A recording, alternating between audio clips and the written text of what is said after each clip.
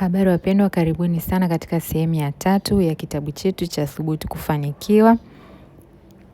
Leo tunaingia sura ya 2, lakini kabla hatujaendelea ninawashukuru sana kwa support mnayonipa hapa YouTube, wapendwa wangu, kwa kuendelea kusikiliza kitabu hiki kizuri sana. Ninawaomba msikilize mpaka mwisho, wala msichoke. Kuna maarifa mengi ambayo mtajifunza. Msisahau kulike na kucomment wapi mnaposikiliza kitabu hiki, mnapotazama kitabu hiki, and share pia na watu wengine. Sura ya 2. Jenga uelewa wako katika mambo mbalimbali. Soma vitabu na tafuta maarifa kwa njia mbalimbali. Umuhimu wa kujisomea majarida na vitabu mbalimbali ni tiketi ya kujiongezea maarifa katika kuyatafuta mafanikio. Hutakiwi kuridhika na maarifa tunayoyapata. Sisi ni wanafunzi wa kudumu katika maisha. Daima tunapaswa kuwa na kiu ya kujiongezea ufahamu katika mambo mbalimbali kila siku. Maarifa hayo yanatufanya kuwa bora zaidi kila siku na kutuwezesha kufanya shughuli zetu kwa weledi zaidi na ufanisi zaidi, ambao utapelekea moja kwa moja kutuwezesha kufanikiwa. Matumizi ya mtandao katika kutafuta taarifa mbalimbali za kujielimisha unatupa urahisi zaidi katika kupata taarifa hizo, pengine kwa gharama nafuu zaidi. Soma vitabu vingi kadiri uwezavyo. Yapo maarifa mengi katika nyanja mbalimbali ambayo yamejificha humo. Pamoja na kusoma mambo mbalimbali ya kujielimisha katika ujumla wake, lenga pia kusoma aina fulani ya vitabu na majarida ambayo unajua wewe, kutokana na malengo yako na ndoto zako, unataka kuzitimiza, vitakusaidia. Usomaji wa vitabu ni utamaduni ambao inasemekana huku kwenye nchi zetu za Kiafrika hatujauzoea, lakini ni jambo la muhimu sana kwa yeyote mwenye kutaka kufanikiwa. Kusoma vitabu ni utamaduni ambao mtu anaweza kujifunza na kujizoesha na hatimaye akamudu kuupenda utamaduni huu wenye faida kubwa. Kama hakuna mapya unayojifunza, maana yake huna jipya la kuchangia katika maendeleo yako na maendeleo ya wengine. Tujifunze bila kuchoka na bila kukoma. Kupitia kusoma unahamisha maarifa aliyokuwa nayo mwandishi wa kitabu kuja kwako ndani ya muda mfupi tu. Maarifa ambayo kwa namna nyingine yoyote usingeweza kuyapata bila kusoma kitabu hicho. Maarifa yako kwenye vitabu. La muhimu zaidi katika kusoma vitabu na majarida mbalimbali ni kuhakikisha yale maarifa ambayo unayapata unayafanyia kazi. Kutakuwa hakuna maana yoyote kusoma vitabu vingi sana na majarida mengi sana, halafu ukabaki nayo bila kuyaingiza kwenye utekelezaji katika maisha yako. Kwa maana hiyo, itakuwa hakuna utofauti kati yako uliyesoma na ambaye hajasoma kabisa. Jifunze kwa waliofanikiwa. Jifunze kwa waliofanikiwa ili kurahisisha njia yako ya kufikia mafanikio yako pia. Kwa mfano, unataka kuwa mwanasiasa, angalia ni wanasiasa gani wanaokuvutia na kwa sababu gani. Jifunze kutoka kwao kwa kuwafuatilia namna wanavyofanya kazi zao. Kile utakachojifunza tumia katika mazingira yako ili kufanikiwa, pengine kwa njia rahisi zaidi kuliko wale unaojifunza kwao. Kwa sababu walipokosea, wewe unajitahidi usifanye makosa ambayo wao waliyafanya. Na hii ndio faida kubwa ya kujifunza kwa wale ambao tayari wameshafanikiwa kwenye njia ambayo wewe unataka kufanikiwa. Hawa ni watu ambao utawatazama na kujifunza kwa kila hatua, na ikiwezekana omba wawe viongozi wako katika kukuelekeza na kukufundisha kwa kila hatua utakayokuwa unapitia. Wanaweza kuwa ni Watanzania au watu kutoka nchi nyingine. Kwa vyovyote vile ni rahisi zaidi kujifunza kwa yule ambaye amefanikiwa katika eneo ambalo wewe unataka ufanikiwe. Kuwa na msimamizi wa kukuongoza katika mafanikio unayoyahitaji ni jambo zuri ambalo bado katika nchi yetu halijapewa umuhimu unaostahili. Hii ni njia nzuri sana na ina faida kubwa na za moja kwa moja ambazo kwa hakika zinaleta matokeo chanya. Muhimu zaidi, unapochagua mtu awe kiongozi wako katika kukusaidia kufanikiwa, ni lazima yeye mwenyewe awe amefanikiwa, lakini pia awe ni mwenye tabia na mwenendo mwema ili uwe na ya kujifunza kutoka kwake. Njia nyingine ya kujifunza kwa watu waliofanikiwa ni kwa kusoma vitabu vya watu mashuhuri vinavyoelezea maisha yao. Yapo mengi sana ambayo utajifunza kwa njia ya kusoma aina fulani ya vitabu, maana vinaelezea mtiririko kamili wa maisha yao. Namna walivyoanza kutokea chini na mpaka kufikia kilele cha mafanikio katika maisha yao. Utapata mwongozo na kuongeza ujasiri wa kujituma katika malengo ulionayo, huku ukiamini kabisa kwamba yanawezekana. Jiepushe na watu ambao hawaamini katika kufanikiwa. Watu wa aina hii ni watu ambao wanafikiri kila aliyefanikiwa alitumia miujiza ya aina fulani. Watu wa aina hii usipokuwa makini na ukiwaruhusu, wana uwezo wa kuua kabisa ndoto zako kwa ushauri wao wa maneno yao ya kukatisha tamaa. Amini kwamba mafanikio yanawezekana. Amini kwamba wewe kutimiza ndoto zako hata kama ni kubwa na zenye kuogofya kiasi gani inawezekana. Kila hatua moja mbele ya mafanikio hata kama ni ndogo kiasi gani, itambue na ifurahie na ujue ina mchango katika kutimiza ndoto zako katika ujumla wake, halafu ikupe motisha ya kusonga mbele zaidi. Jifunze kwa ambao hawajafanikiwa. Ni muhimu sana kujifunza kwa waliofanikiwa, lakini ni muhimu pia kujifunza kwa ambao hawajafanikiwa pia. Ndiyo, lipo la kujifunza kwa walioshindwa, ambao si mfano mzuri.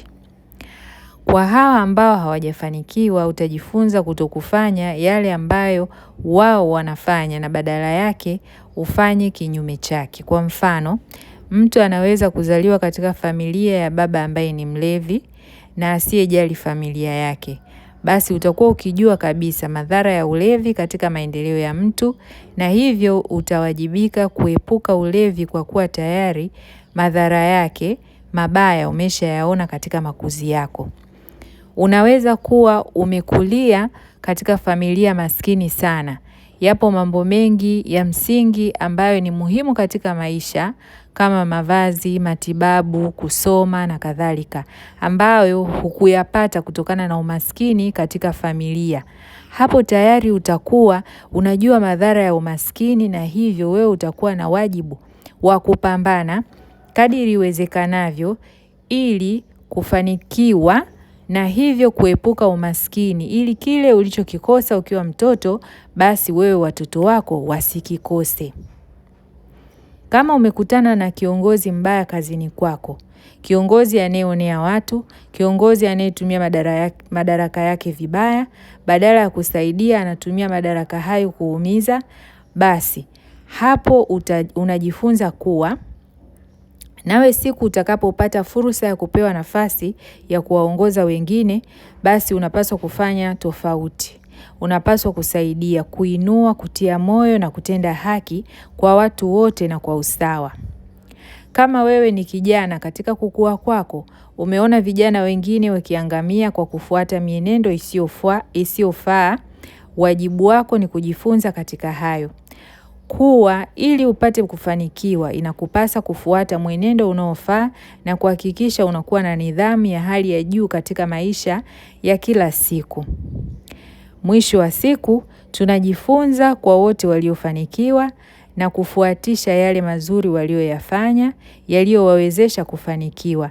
Lakini pia tunajifunza kwa wale ambao hawajafanikiwa kwa kuyaepuka yale ambayo wamefanya na yakawafanya kutokufanikiwa. Rasimisha ujuzi ulionao kwa mafunzo rasmi. Elimu rasmi katika fani fulani ulioichagua ina mchango mkubwa katika mafanikio yako. Kwa mfano, ndoto yako ni kuwa rubani. Hakuna namna nyingine utaweza kutimiza ndoto hiyo bila kupata ujuzi rasmi kwa hatua mbalimbali. Hili ni muhimu sana hata kama una kipaji fulani wakati fulani, ili kukiendeleza vizuri zaidi utahitaji kupata mafunzo rasmi na kupata vyeti katika eneo hilo. Weka lengo la kupata mafunzo husika yatakayokufanya uwe bora katika eneo unalotaka kufanyia kazi, lakini na kukuwezesha kuwa na vigezo vya kujiajiri ama kuajiriwa katika fani yako. Ujuzi ni kitu cha muhimu sana na kinakutofautisha na wengine katika mapambano ya kuyatafuta mafanikio. Tafuta taarifa sahihi za vyuo au taasisi zinazotoa aina ya mafunzo unayoyahitaji, gharama za mafunzo hayo, yanahitaji muda gani kuyakamilisha, na wapi mafunzo hayo ungependa kuyapata. Kwa mfano kama ni chuo kina kampasi maeneo tofauti tofauti, basi unahitaji kuamua wapi unataka kufanyia mafunzo yako. Ni muhimu pia kujua gharama zote za masomo yako na ufadhili wa masomo yako utatoka wapi. Je, unapanga kuomba mkopo wa elimu ya juu au una watu watakao kufadhili au ni wewe mwenyewe utakayejifadhili? Kujipanga katika kila jambo kutafanya utakapoanza masomo kuwa na utulivu na kuzingatia vizuri masomo bila usumbufu wowote. Inawezekana pia ikawa unahitaji kupata ujuzi katika fani ambazo ziko nje ya mfumo rasmi wa elimu.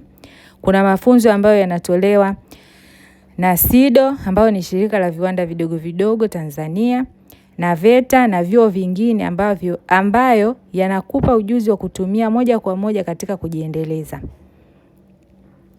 Vivyo hivyo katika kupata mafunzo nje ya mfumo rasmi wa elimu, unahitaji kujua aina ya kozi unayotaka kusoma, gharama za kozi hiyo na nani atagharamikia mafunzo hayo.